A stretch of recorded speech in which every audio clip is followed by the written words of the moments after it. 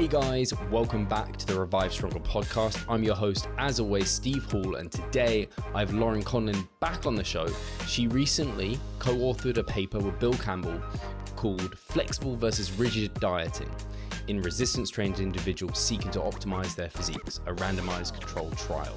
This is a really cool study, and we get in deep into the weeds of if it fits your macros, flexible dieting, restrictive dieting, and the like. And I think some really valuable takeaways will be had during this discussion.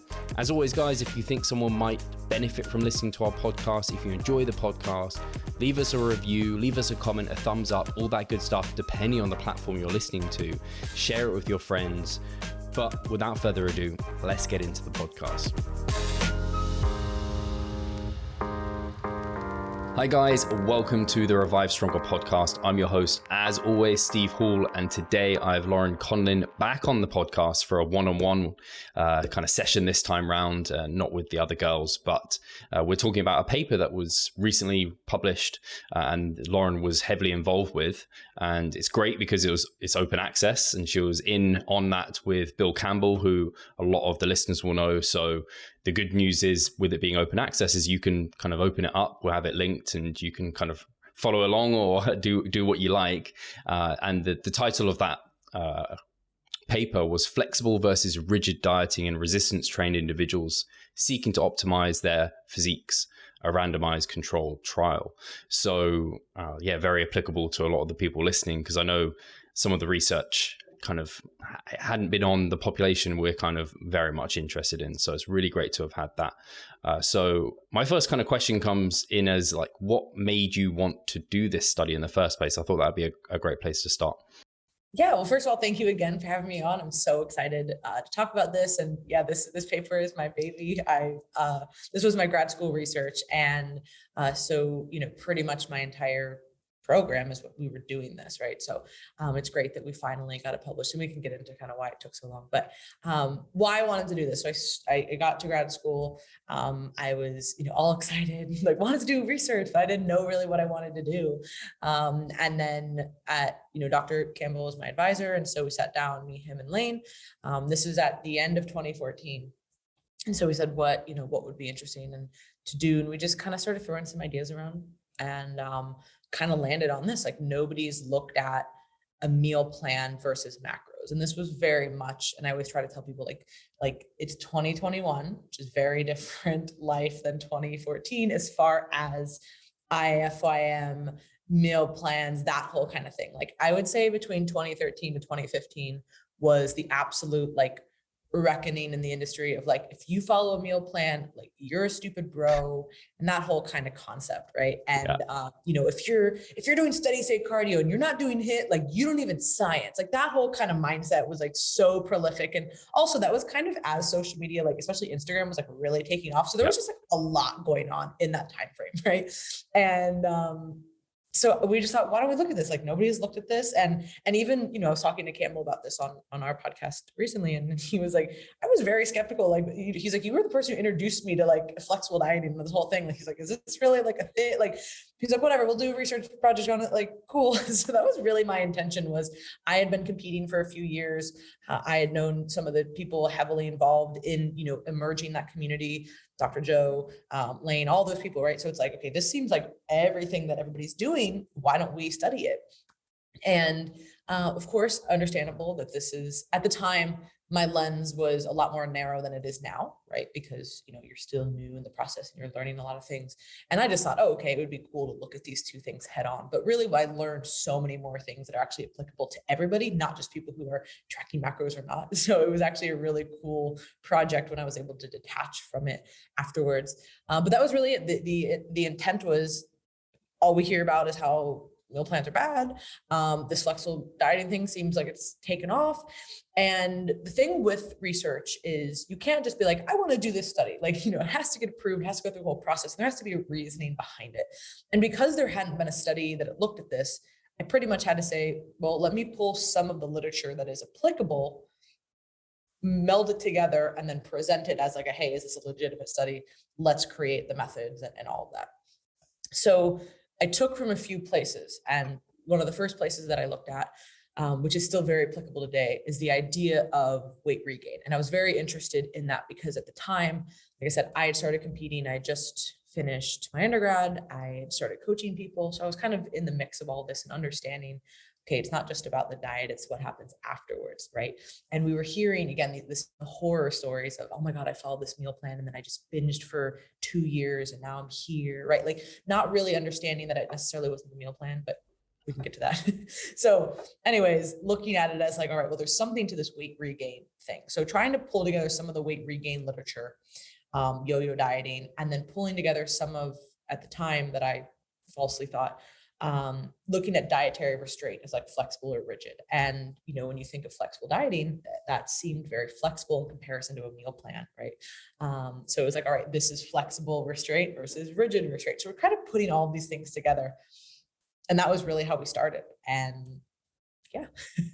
It's super interesting to me because when you describe like that 2013 to 2015 kind of time period, that's when I competed for the first time in 2014, but I really got into finding people like Lane, but Lyle McDonald, Alan Aragon, and coming across flexible dieting through them for like bodybuilding.com. I think that was like the forum I found it all on. And I hated it at that time as well. I was like, no, like these are my foods. This is what creates results. But actually it's what allowed me to do the thing, because I was like, just honestly was like, I don't know if I can continue to just eat so restrictively long term. I couldn't make bodybuilding a lifestyle. And as soon as I learned more about flexible dieting, that like opened up everything. And I was like, oh, now I can actually live this life. I can go traveling or I can eat out or what have you. And I can have this toolkit basically to do these. And like you said, my understanding of it has come a lot further and my relationship with food has changed, and kind of the way I apply that has changed as well. But it's crazy to see like, the beginnings there and then this paper coming out and where you came at it from as well. So it's really cool to hear the backstory of everything. And it's still applicable now because there's still people who are finding it now. It's just a lot more mainstream now. It's not so shocking. Like, oh my gosh, there's this study that's looking at macros or meal plan, right? And then of course the whole idea of like restraint, like how it's either flexible or rigid, like what type of diet does that apply to? So it's still very, very applicable. It's just when I want people to appreciate why we did this that way, because that was just a very different time in the literature, and just kind of in the industry, I guess you could say, right? Yeah. Should we go over like the specifics of what you did? What you did specifically, what like the number of weeks, like what was the one group doing, the other group doing? The nitty gritty. So it was a pretty long study. I'm very, I wanted it to be as long as we could make it, right? Because I wanted to look at, like I said, not just weight loss, I wanted to look at weight regain. So that was a really crucial part for me. But understandable, in academia, you have to really look at the restraints around it. So, you know, we're at a university, we're getting a lot of people who either university students or aged, or just in general have lives, you know, so if you're not paying subjects, you're not going to come back for a year. Like, you know, like there has to be a time course to this. So there was a 2-week baseline period where we were gathering the data, we were testing everybody. And then there was a 10-week diet and a 10-week post diet. And I'm under no delusions that a 10-week diet is going to create all of this havoc on somebody. It's not. But again, we also have to remove our lens of thinking, okay, it might not be for a competitor, but for somebody who maybe is just starting, that could be a long time for them to be really consistent, right? So I still think it's an applicable amount of time. But anyways, 10-week diet, 10-week post diet. So what we did was we did baseline testing, we did mid diet, so 5 weeks in, at the end of the diet, 10 weeks in, and then 5 weeks into the post diet, 5 weeks into 10 weeks into the post diet. So 5 different testing periods. And what we did was we split the 2 groups randomly into either a meal plan or macros. So the meal plan did have options. So it wasn't like the horror show, you know, 5 foods from, you know, an online coach who has no education, but it was still a meal plan, you know, hey, here's a few options and this is what you have to eat. And then the macro group was, here are your macros and here's an ebook on how to track macros, because we couldn't give that group more attention because that would obviously bias the results. So we had to say, hey, you know, sorry, because there was definitely people who, and that is of course a drawback when you do something that's randomized, right? Because there were people in both groups who didn't want to be in those groups. Yeah. but ultimately you then are self-selecting people to be in a group where they're going to thrive if you don't randomize it. So there's always going to be issues no matter what in research. So kind of had to chalk it up to like, we need to make it randomized based on fat mass was actually what we did because we were looking at body comp changes. So there wasn't one group that started at a very different body comp than the other. That is how we randomized the two. So we start the diet.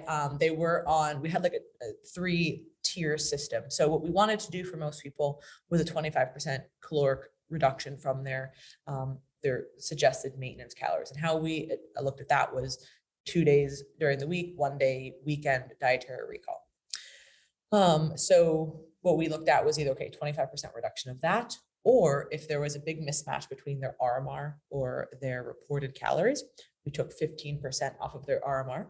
And then if there was a big distinction between either of those, we capped it at 1,200. And there was only 2 people who we had to do that for, where both of those measures were below. But just for IRB reasons, they were like really on our ass about, like, they thought the whole 25% reduction was like this crazy diet. Like, y'all have no idea. Like, y'all have no idea. Yeah. But again, this is not a bodybuilding population. These people had to be a certain age. It was males and females, and it was a certain age, but they also had to have a year of resistance training experience. But they were by no means like, like you coming into the study, like, you're doing all these shows and all this. Like, it's not like that. Yeah. But they were resistance trained individuals. So we were looking at different body composition measures. So we used ultrasound and calipers for body fat, muscle, or lean body mass, fat mass. And then we also did RMR, and then we did a psychological questionnaire, which is called the 3-factor eating questionnaire or the eating inventory, which is pretty well known in that type of eating behavior type of research. So we did that at 3 time points. And then we also did salivary leptin, which we basically, there weren't enough changes to really see a difference. It was a total waste of $2,000. So don't ever do that. Salivary cortisol is pretty solid. But the changes in leptin, it was either they weren't robust enough, or there wasn't a robust enough change in our population, or there was a lot of reasons. We just didn't have the budget for getting blood work done, which would have been really, like, looking back, that would have been rad to get that. But of course, operating on a small budget with, research, you have to do what you have to do. So that's what we looked at. And we looked at those all different time periods. So the 10-week diet was this reduction. We did set protein at 2 grams per kilogram. And then we split the rest 50-50 between carbs and fat. So it was about like a third, like about 30-ish% for each group. Like it was, 33% or so. So it was a pretty balanced, well-rounded diet. But we did want to keep protein high, of course. And then for the post diet, we just said, do whatever you want, but please come back. That was all we said. Like, I don't care what you do. You can keep dieting. You can eat everything in sight. You can go to maintenance. You can do whatever. Yeah. And that was really what I was mostly interested about, was just to see if there were any differences in there. So that's kind of everything that we looked at. And it was a lot, because at the time it was just me, one of the girls who was in the undergrad, my lab assistant, Danielle, and then Campbell. And that was, we had an intern every once in a while help, but it was us. And there's so many things now that I know about, like scheduling and all this stuff that like would have been really useful at that point, but we just didn't have that. And so it was a grind, and I was actually prepping through that. So that was, oh wow. It was a brutal, like that. There was a few blocks where it was just like madness, because the week of testing was, it was just nuts, 5 to 11. So you got to get there at like 4:30, set everything up, like the whole deal. Like it was just like a lot. And it was always the first and the last appointments were always the people who like didn't show up. So you'd get there, you'd be like half dead, and you're like waiting for the 5 a.m. appointment. They just like don't show up. You're like, great, this is so great. But it was totally worth it. I loved it. And there's a few things that I would have changed, obviously, looking back, but that's everything, right? I think it's really cool, though. At least it's not like you were doing like you said, like the really, really strict meal plans. It was like you might call it a flexible meal plan, or a rotational meal plan or something. But and then the other individuals, whether or not they may have had some understanding of macros or whatever, but they have the ebook to try and learn. So it's really cool to kind of know that was like the 2 groups. Out of interest, did you have any kind of expectations to what you thought you would find before we go into what you actually found? Yeah. So I mean, at the time, I was trying to be. I mean, I was very open, of course, and like I said, I was new to all of this. But I had just seen, when you see the same thing over and over again, you think that you're going to see it kind of everywhere. And for me, all I kept seeing was the same response over and over again with people, with inquiries, with whatever. Oh, this meal plan ruined me. I have this terrible relationship with food. Flexible dieting saved my life. Like all this really dramatic stuff, right? But you're seeing all of this and you're like, oh, this is probably going to be better, right? But I realized, this is research, and I, need to be totally unbiased. And I'm excited to see fucking anything, to be super, like, I'm just excited to see what we could find. But I knew I wanted to ask people kind of like what was going on. And we'd have each person for like an hour, right? Because I'm doing like a lot of stuff on them. And so I would just ask, and I when I was talking with Campbell about this, I was like, man, I really wish, this is one of the things I really wish we would have done, was create just, you can't add too much, right? We're already doing a lot. And people are like, hey, don't want to fill out this fucking questionnaire and spit in this tube and then do this. Like there was a lot we were doing, right? Like sit in this mask for 20 minutes for the RMR. So you can only do so much, but I would have loved to just have like just a few questions, like on like a Likert scale, like 1 to 5, just asking them their feelings about everything, because I was asking those questions, but of course we couldn't publish that because it wasn't anything that was like standardized or whatever. So I was just asking, hey, how's it going? Are you liking the diet? Are you not liking it? Like, where are you struggling? And what I started to recognize was this very varied response, right? Where everybody at that time I was hearing, whether it was clients or people in the industry, flexible dieting is the best thing ever. Oh my God, I hate meal plans. I started hearing these people, I love this meal plan. I'm like, I'm like doing the body fat, trying to like not look surprised. I'm like, oh, really? And they're like, I love it. I'm learning like portions. I'm understanding like what foods I should be choosing. And I'm like, this is interesting. And then, there was a lot of people who were in the macro group who were like, fuck this. And I was like, whoa. And they were like, I hate this. I can't stand it. This is so complicated. And, all the stuff that we hear kind of pushback when people are first starting. And I was like, this is interesting. And then vice versa. I had people who were in the meal plan group who were like, I can't wait to track macros again. This sucks. And then there were people in the meal plan group who, in the flexible dieting group who were like, yeah, I like this. This is fine. Like, so there was a very wide, varied responses. But at that point, if somebody had asked me in 2014 or 2015, like, what should I be eating? I'd be like, you should be tracking macros, like to everybody. I was just going to say that to everybody because that was what seemed to be the best approach, right? And this really made me recognize, like, no, you're stupid. Like, this is not for everybody. This is not necessary. Your mom is like, hey, what should you do? And you're like, you have to track macros. Like, it's like, no, you don't need to do that, right? Like, that maybe not is not necessary. And that maybe is not even not necessary. It's probably just not the first step for a lot of people. Is what I reckon. There's a huge benefit to tracking. I have a lot of clients who track, and I think that it is one of the most precise ways you can do things. And I think you learn so much from tracking. But oftentimes for people who are just starting, it can be that very overwhelming thing where they don't necessarily need that to start. So I really learned like, okay, there's people who are getting positive responses from the meal plan. So maybe they're not as bad as I thought. And then there's people who are really struggling with the macros. And this is something to take into consideration. And then but I was like, okay, well, let's see what happens afterwards, right? Like, this is going to be telling of what, the big bad diet, like what did it do, in these 10 weeks. And again, I think that limitations wise, there was not enough time for us to see like huge fall offs mentally with food, right? Like when you think of somebody really struggling with a meal plan, why are they struggling with it? Well, they're getting to 10% body fat or lower, right? Like for a female or somebody, right? Like you're getting super, super lean if you're on this rigid meal plan for prep.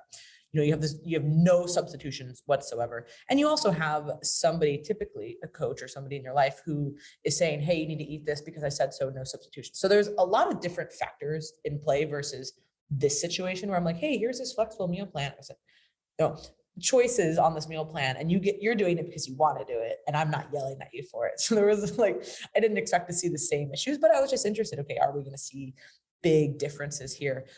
So that was kind of what I went into it with. I went in, oh, macros are great. It works for most people. So let's see what happens with this meal plan. And I learned very quickly that, I'm very naive and this is not what everybody needs to be doing. And it was actually really cool to see and to be able to talk to those people, because it was basically like I coached these people, right? I hate using that word. I'm using the word coach as a way of like learning and like communicating, but I wasn't coaching them necessarily. So I need to come up with a better word. But it basically felt like I had these people for like this like 6-month period almost, like as like a client, like, how are you doing? What's going on? I just got to track their progress. So it was really, really cool. I wasn't coaching them because that would be unethical for the results, but you know what I'm saying, right? Like you're picking up on the behaviors and the patterns. So was there, out of interest, I guess, how did you monitor whether or not they were just like not sticking to it? Like, are there people who, is this just through results or? So there were a few times where, somebody, like their weight would do something like really crazy. And you'd be like, there was a few people we had to throw out of the study because of that, right? Like they clearly were not adhering. Or like one guy even told us like, yeah, I started doing creatine. And you're like, bro, like can't load creatine in the middle of a diet study. You know what I mean? Like some people, they wouldn't be affected, but this person happened to be the gained like a bunch of weight. And of course it's all lean body mass. You're like, I can't keep these results. You know what I mean? Like at that point we didn't have now Campbell has an in-body. So they use, like, they can see like the total body water changes, which is really nice, especially because we do a lot of research with females, but we didn't have that then, you know what I mean? So we were kind of just like, oh shit, like why did this go up? So if we saw like these crazy numbers, we were definitely cutting somebody out. But that is the thing with free living subjects. You do have to say, hey, please do this. The same thing, we weren't able to, we didn't have the lab staff in order to control training or cardio. So we said, hey, don't change anything and just tell us how many minutes you're doing of this. And, of course there's drawbacks with that, right? But also there were people who I had, like, a lot of times when research does control the training, those are all university students. So for a lot of the people that I had, they weren't students, and they had jobs and they had to go. I had a friend who came all the way from Tallahassee to do this, you know what I mean? So I couldn't be like, hey, do you want to train here every week? Like, move down every 6 months, and of course that was a really extreme example, but there was a lot of people who that would have completely negated them from the study. So looking back, it's like, would that have been cool to be able to control that a little bit more? Yes. But also then you're going to wipe out different population. So I would say that, now there would probably be a better way that we could monitor that, like more frequent kind of dietary logs. And again, they have a staff now. The whole lab is run with like 20-something people. So they even have like, they call like diet, like the nutrition coaches on there to help out. So it's just very different. But with us, we were like in over our heads, like we can't do this. So we had to go off of their 3-day food logs that they sent us and like, hey, is this good or not? That's what we were using. And then also, if we saw any outstanding changes, there were a few people that we had to drop. But we didn't make adjustments in the diet phase. We talked about that. Hey, if somebody's not losing, should we? And we were like, it's just too much, So we said, we're keeping this amount for everybody the same. Like whatever you start with is what you're doing the whole diet. Because again, it was only 10 weeks. If it was a longer diet, we probably would have changed it. But yeah, that is one of the tough things with research. You have to hope that people are actually doing it. And I always refer to the Matador study. I just like love how they were able to give all of the food. Like that's so awesome. But again, that's a different thing. Big. Like that would be different, that we wouldn't have been able to do a macro tracking study if we were giving them the food, because that would have been a meal, right? So it's always something. Actually, I think I was just trying to think because Hey, Pascal here. I just wanted to take the moment to talk about our membership site. Inside, you'll find a thriving forum, an extensive exercise library, courses, presentations, and research reviews. All I need you to do is hit the link in the description below and sign up. From the paper, I think I saw that two more people dropped out of the flexible group than the meal plan group. Mm-hmm. Is that right? Yeah. Do you have any thoughts I guess it's only 2, it's maybe not big enough it could have been, the one hypothesis was that it was harder to start if those people didn't have that background. But nothing really stands out. Like, I think we wrote that in there, like, like it could have been this, but I think it was just random chance that more people did. And that number really isn't that significant. And it is funny. Like when we started, Campbell was very like, you have to get all these people because half of them are going to drop out. I'm like, oh, I'm trying to do my first study. Like, what? Why does everyone want to drop out? But, we started with, 39. And then like, that's how many people signed the like consent form, did the whole thing. And then by the end we had 23, and that's a pretty standard dropout, Okay. It's going to be pretty normal for, especially the longer the research is, right? And like what you're asking people to do. And even though the post-diet, we weren't asking them to do a lot, they still had to come back, so people just didn't come back. They did the diet and they're like, peace. Like that's really where we lost the most people, was they didn't want to come crazy. back. Yeah, you get a free diet, get your body calmed down, So it happens.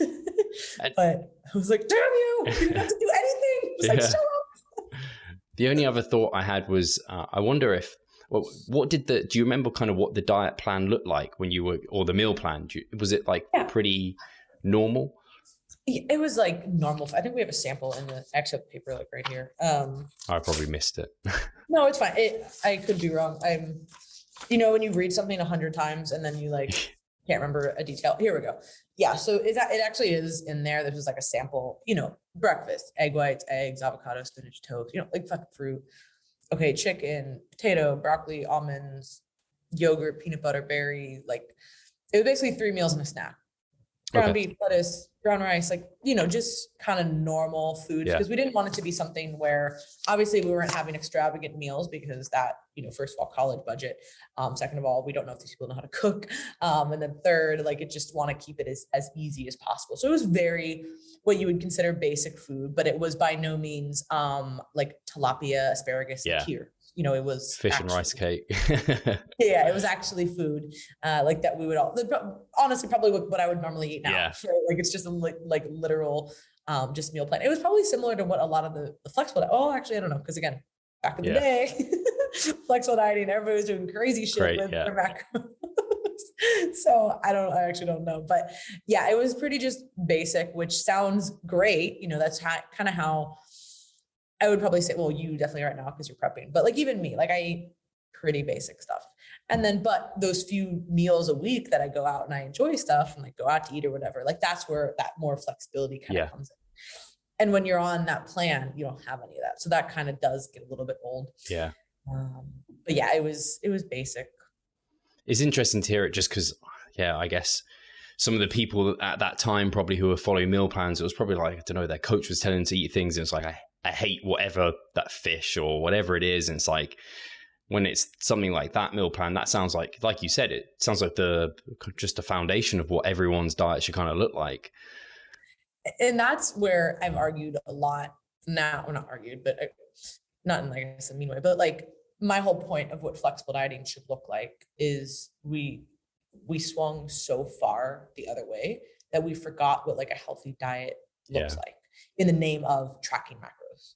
And that is what I think, we really need to work on now as a kind of community. There's a lot of things, but that is one of the main things. And it just wasn't being talked about enough.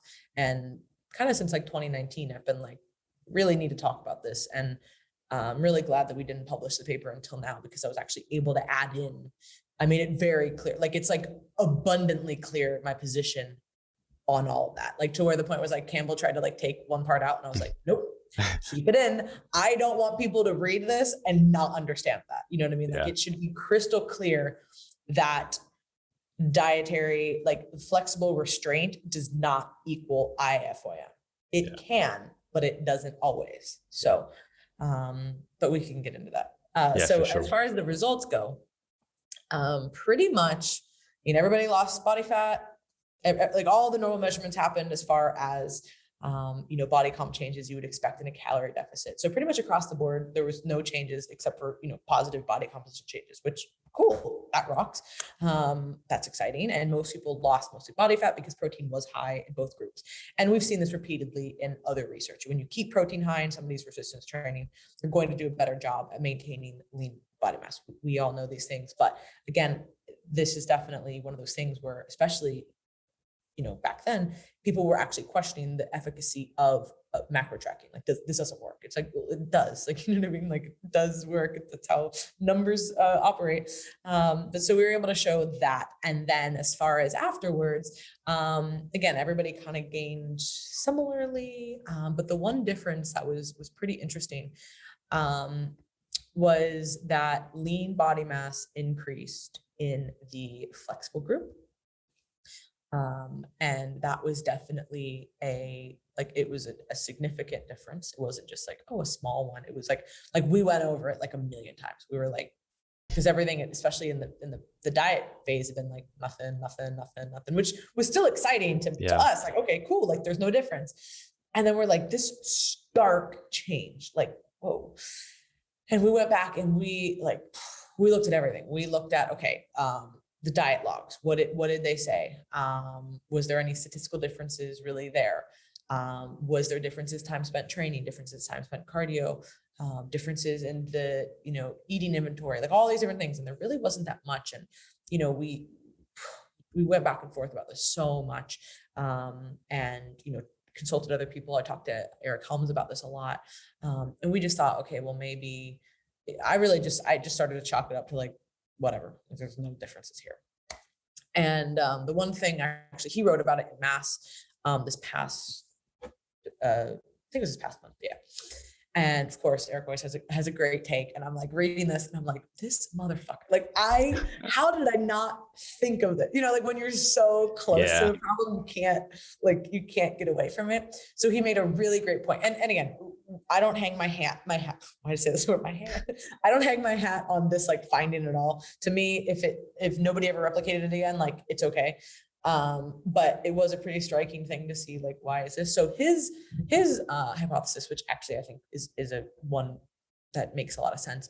So when the people were in the meal plan group, they didn't have to track, right? Like when they were doing their dietary recalls, they were just doing their dietary recalls and that was it. Whereas the people who were tracking macros, presumably, were tracking every day. So when we're asking them for a 3-day food recall, it's probably pretty accurate.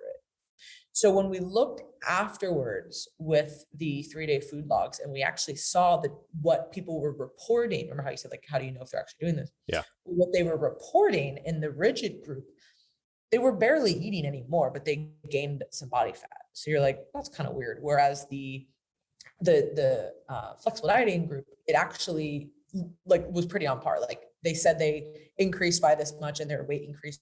Okay, that kind of lines up. So his reasoning was that likely there was just probably reporting errors as far as, why we would see the mismatch between lean body mass and all that, because the rigid group really wasn't used to like the tracking and like the dietary recall. So I was like, oh, that actually makes a lot of sense. So again, it's one of those things that maybe not, maybe it is, maybe like there could have been a lot of reasons. There was small differences. Like if you look at the actual numbers, as far as like resistance training versus cardio, there were small differences, but they weren't significant. But if you just looked at them, how does that add up over time? It's one of those things that when you look at research and you think of statistically significant, we're saying with 95% confidence, we know this. It doesn't mean that there's not responses that are on every end. So you also have to take that into consideration too. Like when you're looking at stuff, just because it says there's no difference, well, there could have been differences for certain people, right? Some people lost a lot of fat, some people barely lost any. Doesn't mean that the diet didn't work. It just meant that there was a varied responses. So it's one of those things that it was an interesting finding, and it could have been. There's a lot of reasons that it could have been that way, but it was really what I came away with. It was, wow, this is cool. There weren't really any differences, and it really spoke to where somebody is at in their journey and what did they need. And that's really what I learned the most from it, as far as two things. That was like earliest what I learned from a coaching perspective, going forward with clients, was like, all right, I need to be a little bit more flexible with my methods and actually understanding where the client is at. Because not every, at that point, I was getting people who were just like, I don't want to do meal plan anymore. I want to track macros. Like, cool. Okay. But as you expand and as you work with more people, you start to recognize that not everybody is this like monolith who's reaching out to you, right? Like they're not all these cookie cutter versions of themselves. And I started working with a lot of different people who had a lot of different backgrounds and different goals. And especially now that we've, opened up the team, I have 3 coaches who work for the team as well. We work with a lot of different people who have different goals. So to say this is the only approach would be really misguided. Yeah, the only other thing I could think of, I don't know if this is something you maybe even thought of, was like the flexible diet has got that kind of education where they understood the importance of protein, and so they kept that up, whereas the meal planners were just like, oh, I'm going to go back to my carb meals or whatever, and they dropped their protein. I think it definitely came down to, just kind of overall education. That's the message that, we should be sending as far as people in this space, depending on, no matter what type of diet that you want to engage in, you should be trying to develop competency with the type of diet that you're eating. And for a lot of people, if you start out with a meal plan, that's great.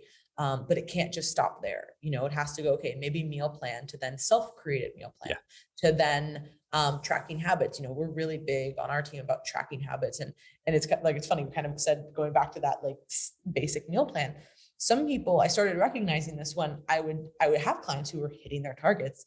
And then I'd be like, yeah, just send me like what you're eating in a day. And I'm like, oh my God, like horrified, like absolutely horrified. Like, why is this a meal? Why are you eating like this? And pick a mix of foods.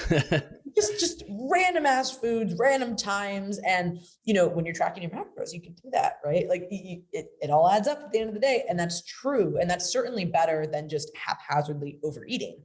But it's certainly not optimal. And it's not really going to teach you what to do in a situation where you need to be really flexible, and you actually need to, because the same issues are going to come up, right? So that's really where afterwards I started to recognize more, like I said, kind of in that 2019 time period, was all of the issues that supposedly were stemming from meal plans and rigid dieting were the same exact problems I was seeing with tracking macros, same exact problems. And I'll give, Eric Helms is one of the only other people who really talks very loudly about this as well. And it's a very complicated topic. It's not complicated, but it's complicated to get across in a way that makes sense, because it sounds like when you say, hey, tracking macros is really rigid, you need to work on your flexibility, then everybody goes, oh, okay, I'll just intuitively eat and do whatever I want. No, that's not what I said either, right? Like now we're swinging to the whole other pendulum as well, which is a totally different conversation. And it's like, all right, why don't we get back here? The problem with tracking macros is there can be a lot of problems, but one thing is that you basically give away your authority over your food and just give it to these numbers or this food scale or this tracking app. And you're not actually aware of what you're eating and how to put together meals that make sense, right? Like when we looked at that meal plan, like that makes sense. Like that's how we should all kind of be eating. 3 protein meals and like a snack with protein, like cool, good to go, like super easy. Not just like eating all this random food and like logging it as you go. And then at the end of the day, you're like, should I drink oil to hit my hit my fat? And then like, I might have a few grams of protein. You're like, what? Like, we need to get back to like actually using the macros as a way to teach us how to eat, how much we need, how we can be flexible, but also still have that in the course of like a normal daily life. And really why I started seeing this was as I started working with more lifestyle clients or people who maybe had competed for a long time and maybe weren't sure if they wanted to compete again. I started to recognize, and even competitors too, I started to recognize that people could not track. And if they didn't track, they would just completely crumble and like fall apart. And I was like, ooh, this is not what we want. This is not normal. This is not how I want anybody to be living. You know what I mean? And this isn't an adherence thing. This isn't somebody who's like, I need to be perfectly adherent. This was somebody who was saying, I don't know what to eat if I can't track it. And I'm saying, you've been tracking food for 5 years and you're telling me you don't know how to go out to a restaurant and order a meal that would roughly hit your targets. And I've encountered more people in that situation than not. Like it's not just a one-time thing. This was very, very common and so prevalent, not just with my clients, but other people that I knew too. I was like, man, we really need to do something about this. Like this is this is really like what's important, because it all roots back to the same issue. Then it roots back to, you have an incredibly rigid mindset. You're very black and white. And instead of, your black and white thinking is not about the foods you can eat, it's about the macros that you can hit. So they're basically interchangeable at that point. Yeah. And now you're going back to the root of why we tried to get away from this, which was all of the yo-yo dieting and the negative relationship with food. And when we look at the research and we see, okay, why is flexible restraint so much better? It's about moderation. It's about less impulsivity. It has, better long-term body maintenance control, all these types of things. Well, that's not going to be there if you can't leave the food scale or leave your food tracking app, or those 3 numbers to rest every once in a while. So that was what I really decided, like, wow, this taught me so much. And like I said, that was what I tried to get abundantly clear in the paper, because I did not want anybody coming away with that and just going, oh, got to track macros to have a better body count. Like, yes, but there is more to this story. Yeah, it's so true that because the meal plan, the problem was just like, I have to eat these foods at these times or what have you. And then that essentially got replaced by, I have to hit these numbers no matter what. And like, it's a problem if I don't. It's like it's both lacking that education where it needs to all come together, which is what you're essentially describing. And then they're all different tools in like your diet toolkit, essentially. That's what you hope, I guess. With the meal plans, I think it really is a lack of education, right? Or not even just a meal plan, but let's say like a diet, right? A diet plan. Whole30 or paleo. I mean, I guess paleo is like the best if you're going to pick one, but keto, whatever, you know what I'm saying? Like a very restrictive type diet, whether it's a meal plan or certain food or a type of diet, that can be a lack of education, because you're only focused on those things and you don't know what else to do in other situations. When you've been tracking macros and you have an understanding of what's in food, if you're not applying that, you're simply scared to apply that information. You don't trust yourself to actually apply that. You don't trust yourself to look at a plate and go, okay, there's about this many carbs, it's about this many fat, there's about this much protein. And you can't trust yourself to say, I can confidently say that no matter where I am, no matter what I'm doing, I can make the best choice for my certain goals because of all the tracking knowledge that I have. Doesn't mean that it's going to be perfect. I am not saying that because people are in tough situations with food. Like, I've been plenty of places where you're like, fuck, this is gonna be rough. You know what I mean? Like, but we're gonna make do. And you don't make a bad situation worse by not using your education, and not using all the skills that you've built up. You say, okay, what can I add here? What can I maybe limit here? And I think that it's just, people give too much control away to the food, and they don't recognize that they are fully in control of what they want to eat or what they don't want to eat. Yeah, it's I definitely see that, where it's a case of people have that like black or white mentality. So I'm either on the plan or I'm off the plan. And that's what I think it may have even been Eric that introduced kind of the dimmer switch analogy of like, you can be more on or less on, and what have you. So I think that's really cool. And actually an interesting discussion you had with Bill on your podcast was he described that he actually he tracks for life.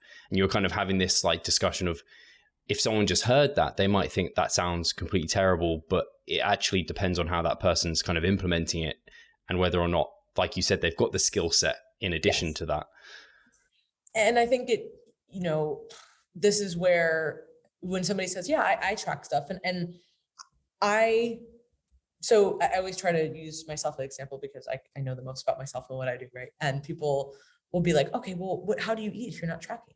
What do you mean? I'm not putting it. First of all, I never use a food app, tracking app, because fuck that. But I'm on technology all day. I don't want to plug food into that even. So I'm like a caveman. I do everything like by hand. So we'll just keep that out of the conversation. But for me, I'm still sitting down and saying, okay, I'm going to have at least 3 meals with protein, ideally a 4th, just so I can have a higher protein total, whether that's a snack or something, whatever, protein shake. I'm going to have 3 protein meals and probably a 4th. I'm going to try to aim and have around this much protein per meal. If the protein is higher in fat, I'm not going to add any fats because I do better with higher carbs, lower fat.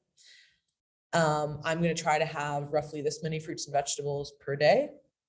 I'm going to moderate my portions. And when I decide that I don't want to do that, I'm consciously making the decision that, nope, this is what I wanted today, or this is what I wanted in this meal. And then I move forward. I still prep meals. I still weigh certain things just, out of habit, and also just to make sure I'm hitting a certain threshold. But I've poured egg whites for 10 years. I don't need to measure that exactly anymore because I'm not competing. If I was competing again, for sure I would do that. I can look at what's 4 ounces of cooked chicken. Okay, got it. And it's about using those tools. Now, am I 100% bang on every day? No. Do I choose to eat certain things, that are maybe like not the most nutritious sometimes? Or do I choose some days to I get really busy and I don't eat as much? Yeah. But in general, every time I sit down, I'm thinking, okay, this is what I'm going to have. And I go out of my way to prep food about twice a week to make sure that I have this. Even I'm at my office, I have a whole lunchbox of food that I've packed. You know what I mean? Like, it's just very simple things that's how I'm able to track for life. I'm not necessarily tracking 3 targets perfectly, but I'm not just eating whatever I want. And I think that that's where the discussion really needs to go is, okay, well, what's after, like life after this? And that's really what, we try to work with clients on. And for some people that does look like tracking during the week and not tracking on the weekends, just because it's a little bit easier for them. Mostly, let's say people are really busy with work. I work with a lot of people who are doing crazy shit for work. And they're doctors and they're pharmacists and they're in flight school and all this stuff. It's like, yeah, you got to be pretty structured, right? But whether that's habits, macros, meal timing, whatever, we deem whatever works for you. And we say, okay, like I have a client at flight school, like it's crazy. Okay, let's try to at least get these 3 times a day we're getting this in, and we got to try to hit water and do this, right? Like, it's not going to be perfect, but it's something. If we're talking about a competitive client, it's a different story. Like, but that should go without saying. You're trying to have a very extreme result, you're going to need to track. But during the week, I find that for most people, having that structure is really useful because you do otherwise slip into kind of like those bullshit habits that we all do. Like, oh, I'll just go out and I'll eat this, or like, oh, I'll just go grab that. And no, if we don't have some type of restraint, we're going to fall into those negative habits. And that's kind of when you look up and you're like, oh shit, like I need to reel this in.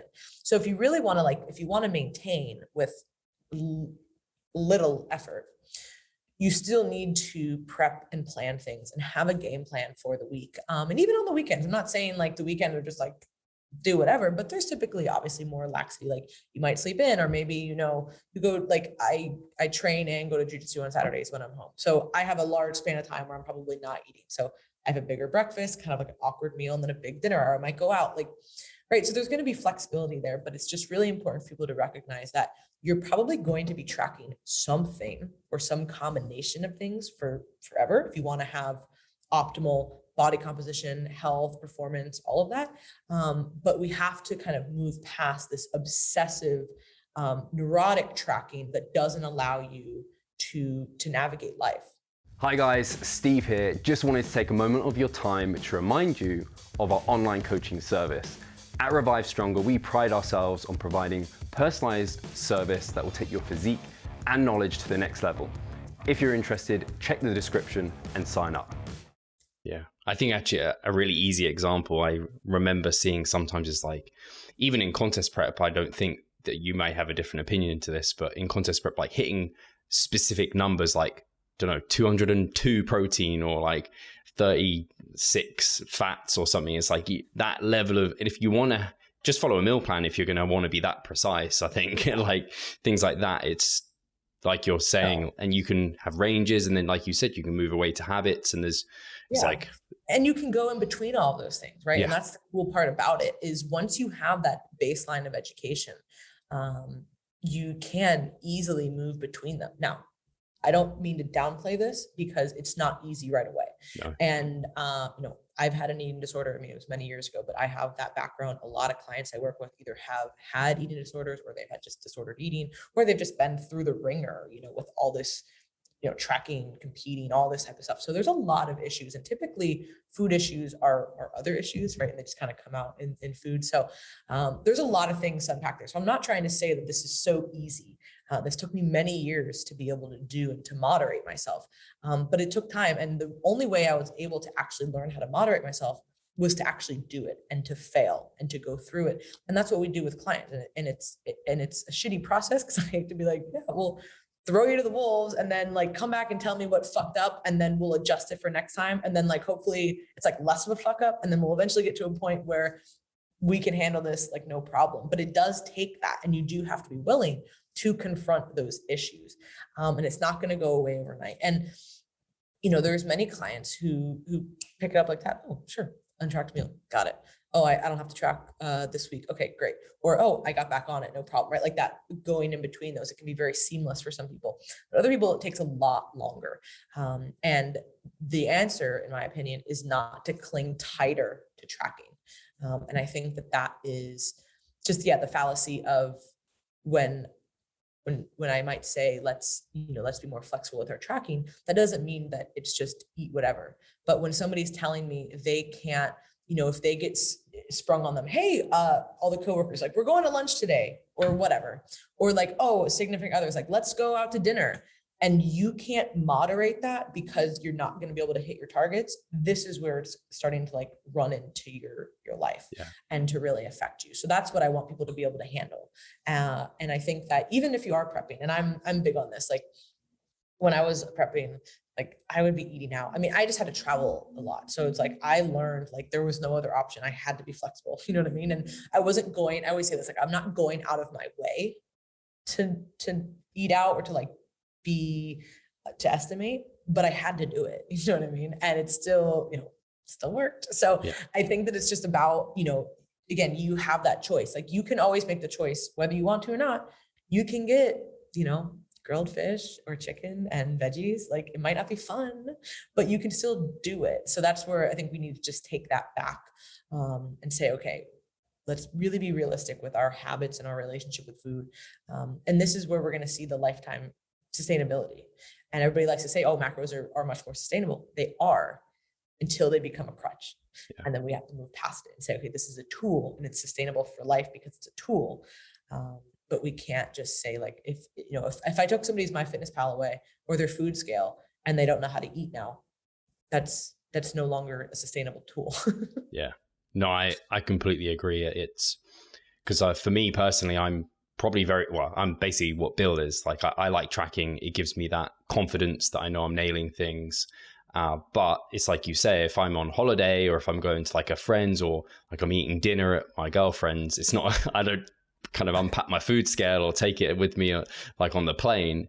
It's a case of I know kind of like I can look at it and be like, okay, yeah, I need for my goal, I need this. That'll roughly be about what I need to do. So, and like you said, it does take time to get there, like especially for a prepper, like first prep, if you're just going into it, you probably eating out's probably a nightmare. But for like yourself, you've been doing it for long enough where you can do that. It's like any skill. It's all about, okay, where are you in your journey, right? And like for Campbell's example, when he was saying, like I use this as a way to kind of hold myself accountable, and I think that's great, and I think that is. But I prompted him and I said, because I know he had just gone away, and I said, yeah, but on that week away, like you weren't in this mentally distressed place because you couldn't track, or you didn't completely lose sight of every healthy habit that you had ever built. That's where it becomes a problem. I am so on board with people using it as a tool consistently. And like I said, we have so many clients who do that consistently, right? So it's not like I'm like anti macro tracking by any means whatsoever. I am just against the idea that it is this crutch and that you can't let go of that, and you can't actually be flexible with your intent. So that's where I think the next move really is for people, because that is what sustainability is. Checks and balances, like keeping yourself in check, having the systems in place to do that, whatever that looks like for you. But then also being able to moderate yourself and not say, oh, I'm on vacation, so I'm either going to be a total mess because I don't know what's in this, or fuck it, gonna gain 10 pounds because I'm eating everything in sight. And we've all been on both ends, not everybody, but many people have been on both ends of that. And it's really rough. And it's really great when I get clients who are like, yeah, I went away this weekend and I was able to like moderate myself. And then I came home and I got right back on it and everything's great. Like, it's just, that is so rewarding because that's real life, like a boring Wednesday. Yeah. Pack your food, prep your shit. Like, you don't need to be off plan for that day. You know what I mean? But like that, like there's going to be times in your life where you're not doing that. And I want you to be prepared for that. Yeah, I think something you said previously was like, if you want to like optimize body composition results, there's going to be some sort of restraint that has to be there, because I do see people who are like, they wrongly interpret like intuitive eating, like, I can get optimal body composition through eating what I like, and it's like, we can touch on that. Not going to happen. That is like a whole can of worms, but I am like, again, it's always interesting what, like, when you say phrases and everybody takes them differently, right? And this goes for not just diet stuff, this goes for like everything in life, right? You could say a certain phrase and you're like, what does this image invoke? You know what I mean? And then it's just like, like there's going to be different people on every side who have like feelings about it. So intuitive eating has taken on this very interesting meaning for a lot of people, not everybody, but for a certain subset of people. And what's so frustrating in my estimation is that it typically ends up hurting the people who really need the most help, because the people who are saying, just eat what you want, like, all that kind of stuff, they're people like me and you. Like, if I were just be like, just eat whatever you want, like, it works for me. Yeah, I've been doing this for so many years. I've literally done diet research. Like, I went to school for all this. Like, I've coached people for years. I've been through my whole own journey. And for me to say something like that is so disrespectful to people who don't have that food education. For me to expect them to know what I know. Yeah, just eat whatever you want. Like, it works. No, that is not appropriate whatsoever. And the people who are saying this often have the most education on this. And I'm like, no, that is not okay, because there are plenty of people in this world who still do not know what they should and shouldn't be eating. Of course, there's always that argument, like, people know what they shouldn't eat. Yes and no, right? There's still a lot of misinformation out there. There's still, a lot of bad marketing tactics, right? You can slap the word keto on something, and people are like, yay. And like, you're like, are you keto? It's just, there is a lot of miseducation out there. And for people who don't, it's just like any topic. We love this stuff. This is what we do. There's other things in life that I don't love. I don't love taxes. I don't think anybody likes taxes, but right. Like, I don't know all the ins and outs of that. So I'm not going to be like, somebody could totally steer me in the wrong direction. You know what I mean? With taxes. And I might not know what's going on. I could see some cool marketing. I mean, I truly know enough about marketing to be like, that sounds too good to be true, but you get what I'm saying, right? Like, we're so in this that we're like, nobody would fall for that. Everybody knows this stuff. No, not everybody knows this stuff. There are a lot of people who do not understand basic nutrition concepts, and us just telling them that they should just eat whatever they want, and that's going to get them, free from this, like, this diet culture, which is a whole nother word, right? It's just, I think it's very, very,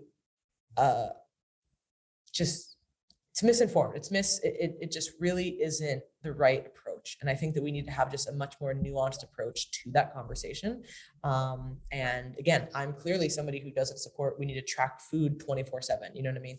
Obviously we just had a whole podcast on this, but I think that it's important to recognize that for health, like, not even, let's take physique and performance out of the equation, just for health, there are certain things that you should be prioritizing and certain things that you should be limiting. It's just the way that it goes, and we can't get around that. That's just thermodynamics, and that's just how our bodies are like, it's just, you can't drink a gallon of soda a day and not exercise and not eat protein and expect to like have a great, health markers. Like, it's just not going to happen. I don't care how much you want it to happen. So I know the people out there who are promoting intuitive eating aren't just saying sit around and drink Coke. I'm not trying to say that, but you get what I'm getting at. Like, I just feel like it's very, it can be very misinterpreted. And I think that we just need more nuance in that conversation in order to, and we really need to just, you always have to take a step back from how much and you can't just apply that lens to everybody. You can't say, because I know these things, everybody else should be expected to. They might, but they also might not. Yeah, I think it reminds me of kind of, I don't know, you see some jack dude or female who they're doing some training that is maintaining the physique they've got, but it's not got them to that physique. And they're like, I train only 3 days a week and blah, blah, blah. And they're like selling a program that's like, you don't need to do very much to get to this. And it's like, you're kind of removing the whole journey that got you here. Like, it's very different. Yeah. And maintaining is much easier. Everybody knows maintaining is so much easier once you've kind of gotten there. But we can get caught up in that. It's so easy to be like, I'm already here. Like, I know how to eat out all the time. I know how to do this. Like I can get away with not training. But that's not everybody else, you know, and that's certainly not people who don't have a background, who are just getting started. You know, was somebody an athlete growing up and then they, you know, consistently worked out, or have they been sedentary for most of their life and now they're 40 and reaching out to you? Totally different conversation. You know what I mean?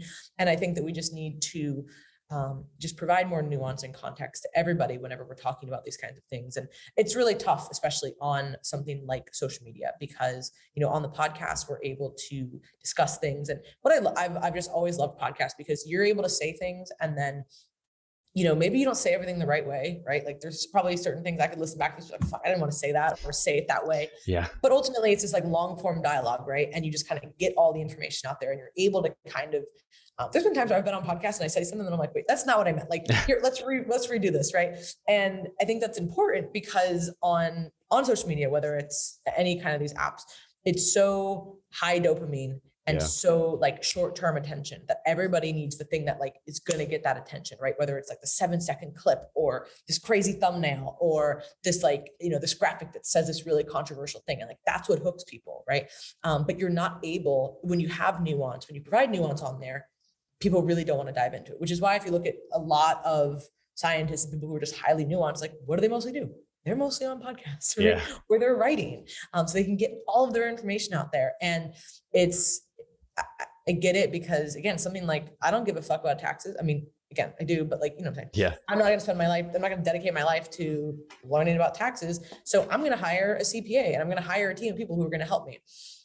But they, you know, at some point I have to say, okay, I need to know enough so that I can see if they're actually doing a good job, right? And I can't just be going to them because they're sensationalizing things. But a lot of people find that themselves in the situation, like, I don't know much about this. I don't really want to learn. I'll just go to whatever's sensationalized, whatever's popular search.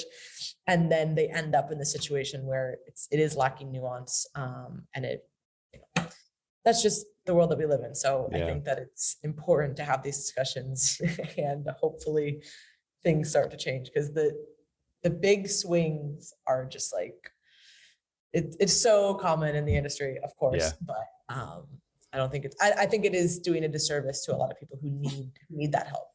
Yeah, for sure. Sorry, my dog is starting to get wound up. There's a dog outside barking. Oh. I'm like, stop getting wound up. I think a really good take home from at least that discussion there for me is, I think some people might leave that and they might, I don't know, if there is anyone they're feeling like, oh, lost, what should I do?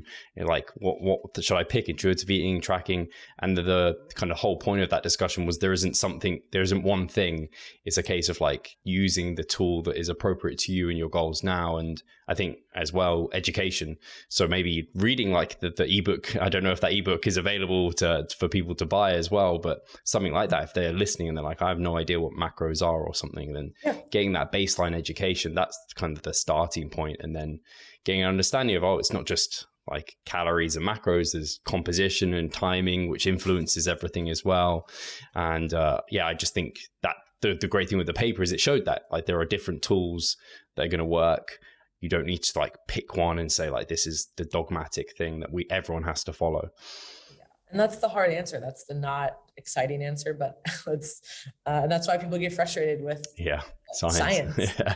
The science group, they're like, it depends. There's never an answer. It's always changing. You're like, that's science. Like, that's just how it goes. And I know that it is frustrating, which is why, like you do a great job of bringing so many awesome people on and having these kinds of discussions. And I think what it just highlights again, that there's not one right approach, but there's a multitude of ways we can get somewhere, but there are certainly basic things that everybody can follow that are going to produce a lot of results. And then that kind of 20% is where you can decide, all right, how do I want to implement this? What's going to be best for me?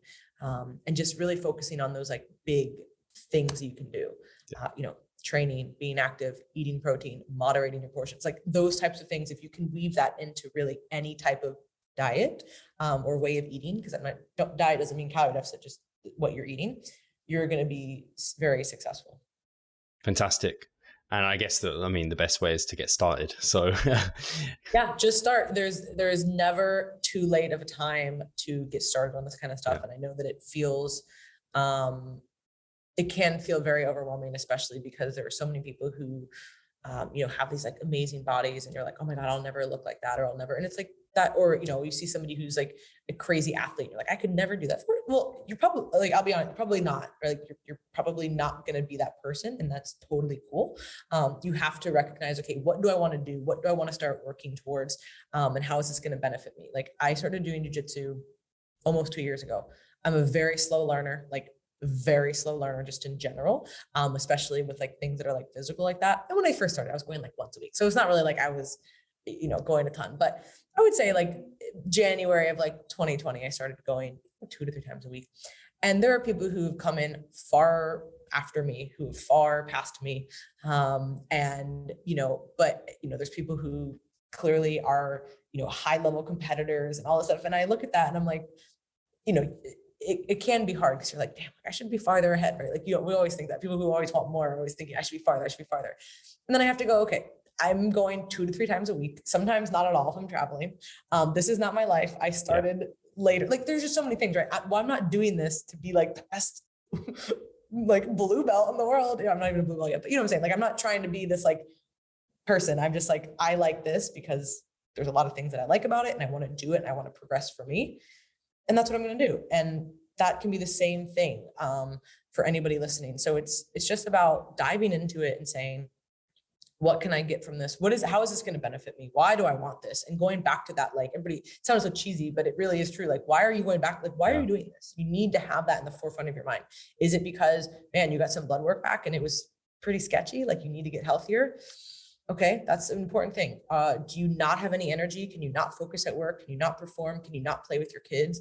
Are you starting to notice like age-related declines as far as like your physique changing or just kind of how you're feeling? There's so many different reasons why. Or maybe you're like, no, I want to do something competitive. Like I want to get on a stage, or I want to do this photo shoot and look a certain way, or I want to do a powerlifting meet or start, martial arts, whatever it is. Like there's so many reasons why you should get started, and understand that there is going to be a very big learning curve, but that is where the magic is. Like that learning is what you can actually apply. And no matter what tool you're using as far as diet or training, being able to look back and say, okay, how can I reflect on this and actually learn and apply this for the rest of my life, whether it was a good or a bad thing. That's what we want to do. Fantastic. Laurin, thank you so much for this chat. I think it's been really worthwhile. Hopefully the listeners have taken a lot away from it. If they want to check out your podcast, check out your stuff, where should they head?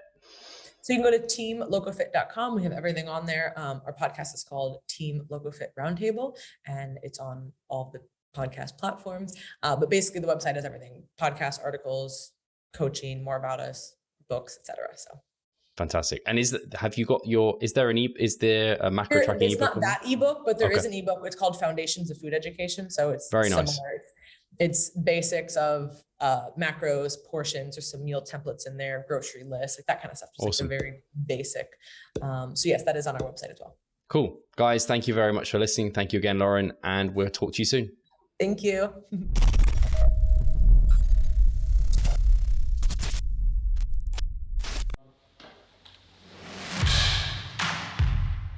So I'm Steve Hall, founder of Revive Stronger and a coach of Revive Stronger. My name is Pascal Flor. I'm the co-owner of Revive Stronger and also a coach, of course. Revive Stronger has probably been going solidly for 3 years, roughly about 3 years. Revive Stronger, to me, it is becoming kind of my child, my foster child. It's the gathering and getting together of like-minded people. We've been expanding the coaching team, which is helping us help more people, but each coach can only help a certain number of people. Right now, it's all over the place. We have YouTube, we have Facebook, we have Instagram, but there isn't that community aspect behind that. And so the next step for us is developing a membership site. So basically, we want to create a family and a community that is then benefiting from another. A really cool community for people within our little niche is going to be a website. They will get early access to our podcast. You can access us, ask us questions. The community aspect, we have a forum there. You can ask questions, but also you can log your journey. There's also going to be courses on there. Courses, presentations on different topics. Discount of past seminar footage. We will log our journey as well. We'll start vlogging. We're going to have documentaries. Our entire athletic journey. Furthermore, they get access to an exercise video library. the exercises that we love for hypertrophy and maximizing hypertrophy. We're going to go through those in depth, telling you how to execute them. We kept them concise and also mobile friendly so that you can watch them in between your sets. I'm super excited to grow this community. The amount of value that we're going to be delivering is huge. And I'd love you to be part of it. You will get so much out of that. I'll see you inside.